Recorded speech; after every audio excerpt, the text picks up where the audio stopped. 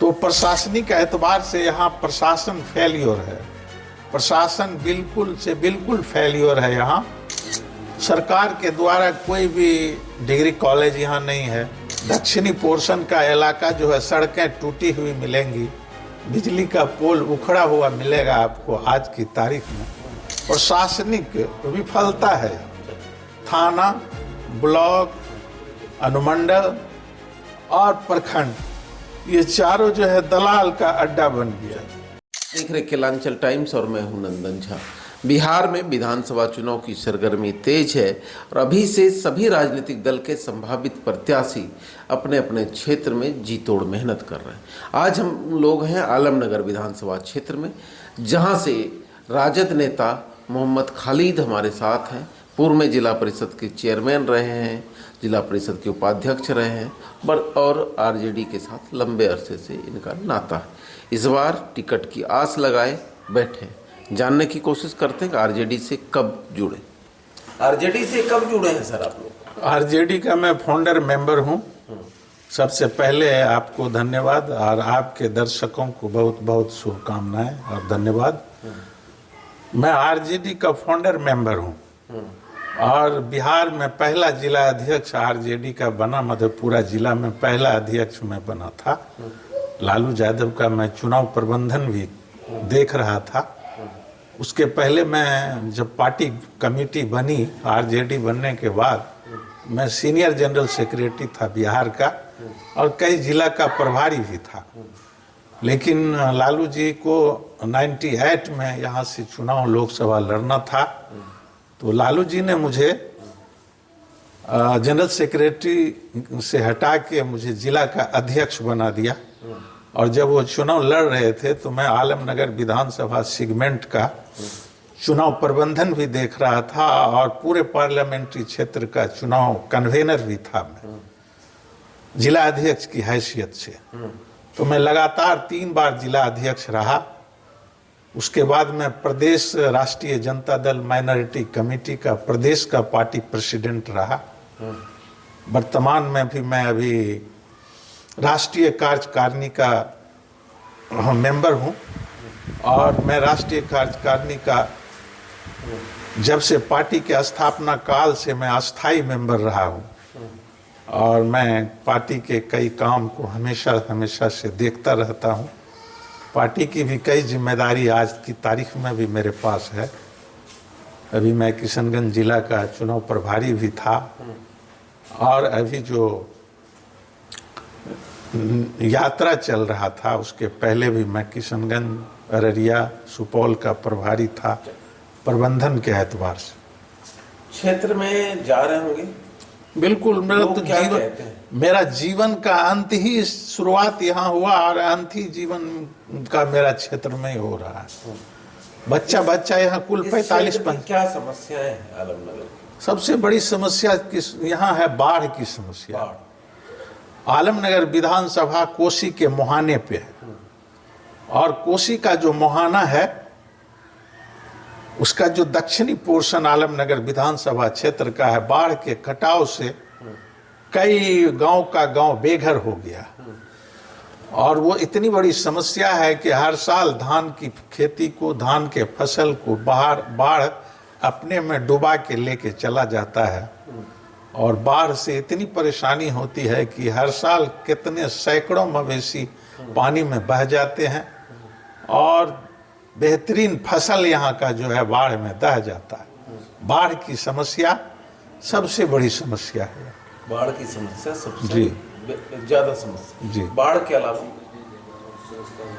के अलावा law and order की समस्या है। ये 3 जिला का बॉर्डर है, 4 जिला का बॉर्डर है, पूर्णिया का, भागलपुर का, खगड़िया का, नहीं और सहरसा का। ये आलमनगर विधानसभा 4 जिले से घिरा हुआ। और सबसे बड़ा प्रॉब्लम क्या है कि ये मैक्सिमम दक्षिणी पोर्शन दियारा इलाका है जो कोसी के दियारा क्षेत्र में पड़ता है। जब भागलपुर के क्रिमिनल को जब उधर से कॉम्बिंग होता है, दबाव बनता है, तो वो घुस जाता है मधेपुरा जिला में और जब इधर से ऑपरेशन होता है तो भागलपुर इलाका के दियारा में चला जाता है। तो प्रशासनिक एतबार से यहाँ प्रशासन फेल्योर है, प्रशासन बिल्कुल से बिल्कुल फेल्योर है यहाँ, और ये बड़ी समस्या है। बाढ़ और क्राइम दूसरा, बाढ़ और क्राइम तीसरा यहाँ एजुकेशन का सरकार के द्वारा कोई भी डिग्री कॉलेज यहाँ नहीं है। दूसरी बात है क्या, एजुकेशन का जो बेहतर हब होना चाहिए था यहाँ, उससे बिल्कुल कोसों दूर है। दक्षिणी पोर्शन का इलाका जो है, सड़कें टूटी हुई मिलेंगी, बिजली का पोल उखड़ा हुआ मिलेगा आपको। आज की तारीख में हजारों हजार मवेशी दह गया है और चारों तरफ हाहाकार बना हुआ है। मवेशी को खड़ा रहने की, चारे की जरूरत नहीं है। इसलिए सबसे बड़ी समस्या बाढ़, और बाढ़ के बाद दूसरी समस्या लॉ एंड ऑर्डर एडमिनिस्ट्रेशन का है। तीसरा सबसे बड़ी समस्या क्या है कि यहाँ प्रशासन के तौर पर प्रशासनिक विफलता है। थाना, ब्लॉक, अनुमंडल और प्रखंड, ये चारों जो है दलाल का अड्डा बन गया। बगैर भ्रष्टाचार चरम सीमा पर है। बगैर आपका बगैर रुपया खर्चा किए आप एक प्रमाण पत्र, बच्चे का निवास प्रमाण पत्र बनाने के लिए जाइए, उसमें आपको पैसे लगेंगे, बगैर उसके नहीं होगा। मृत्यु प्रमाण पत्र बनाना है, महीनों आपका चप्पल घिस जाएगा, बिना पैसे के नहीं होगा। आपको अगर कोई मार लग गई, आपको किसी आदमी ने अवैध रूप से मारा, पीटा, आपका सर फूट गया, आप अगर एफआईआर करने थाना जाएंगे तो 2 दिन दौड़ेंगे। जब तक आप 10,000 20,000 रुपया एडवांस नहीं देंगे पदाधिकारी को, तब तक आपका एफआईआर लॉज नहीं होगा। उसके बाद अगर हम बात करें आपके विधानसभा क्षेत्र में, आज भी कितने ऐसे गांव हैं जहां सड़क तो है लेकिन सड़क विहीन कहलाता है। बिल्कुल ऐसा गांव बहुत सारा है, खास करके मुरसंडा पंचायत के अंदर करेलिया है, सपनी है, अमनी है, जप्ती है, श्रीपुर बासा है, परबत्ता है। इन जगह आप जाइएगा, इन जगहों पर अगर आप जाइएगा तो आपको जाने का कोई रास्ता सिवाय नाव के नहीं मिलेगा। सड़कें टूटी हुई मिलेगी। लेकिन आपके विधायक लगातार इतने दिनों से कह रहे काम बहुत किया है मैंने।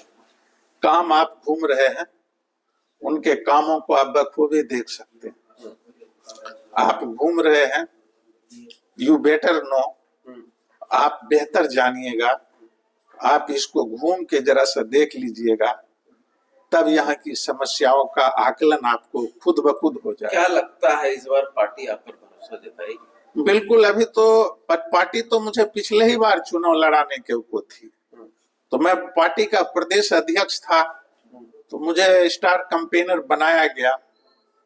तो उस जमाने में हमने इच्छा जाहिर की कि चुनाव हम लड़ेंगे।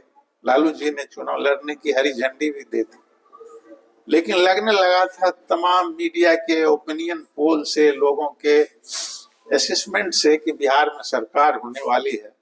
लास्ट में लालू जी रांची कैंप जेल में थे, मिलने गया तो बोले कि तुम सोचो लोकसभा विधानसभा लड़ना है या नहीं, तो तुम कैंपेनर हो, तुम पूरे बिहार कैंपेन करो और तुमको हम एमएलसी बना के सरकार में शामिल कर लेंगे। ये लालू जी ने कहा था। लालू जी मेरे आदर्श हैं, वही मेरे नेता। इस बार लालू जी पे भरोसा है? बिल्कुल, हमको लालू जी पे भरोसा है। आदरणीय नेता तेजस्वी यादव पर भरोसा है। नीतीश जी विकास किए हैं, ये सब नहीं चलेगा जंगल राज। नीतीश जी जो विकास किए हैं तो वो देखने के आपके सामने है। कहते हैं बिहार में जंगल राज नहीं चाहिए फिर से।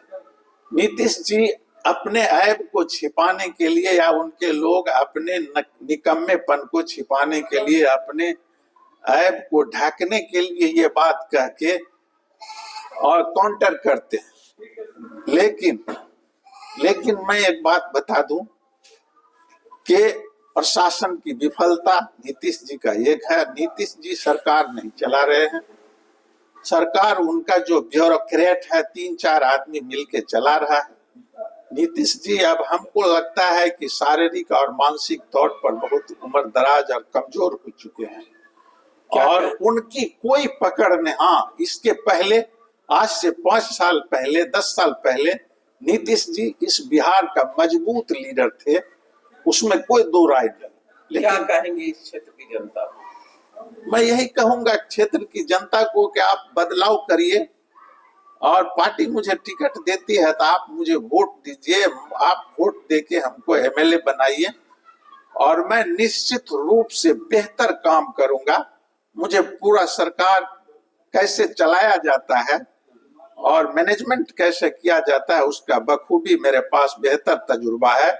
मैं सबसे पहला काम क्या करूंगा कि सोनबरसा घाट जो अभी डुमरी पुल है उसके बगल से एक रिंग बांध आई है, और वो रिंग बांध आके कपसिया के पास रुका हुआ है, और कपसिया से इधर आलमनगर का क्षेत्र पड़ता है।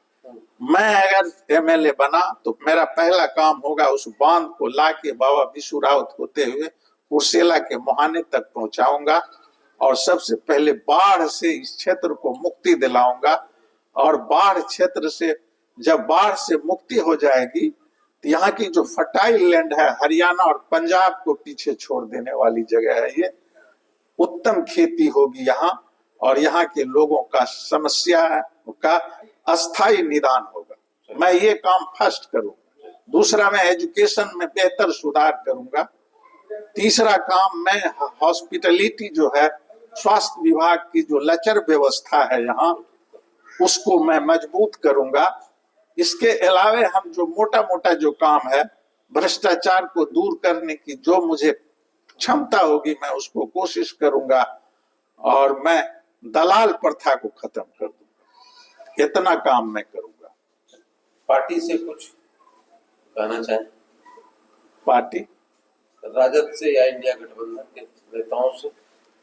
राजद और इंडिया गठबंधन के नेताओं से मेरी अपील है, खास करके हमको आदरणीय नेता लालू यादव, मेरे नेता तेजस्वी यादव से अपील है कि मैं तो एक राष्ट्रीय जनता दल का साधारण कार्यकर्ता और सिपाही हूँ, और आजीवन इसी पार्टी में हूँ, लालू यादव के नेतृत्व में हूँ। एक बार मुझे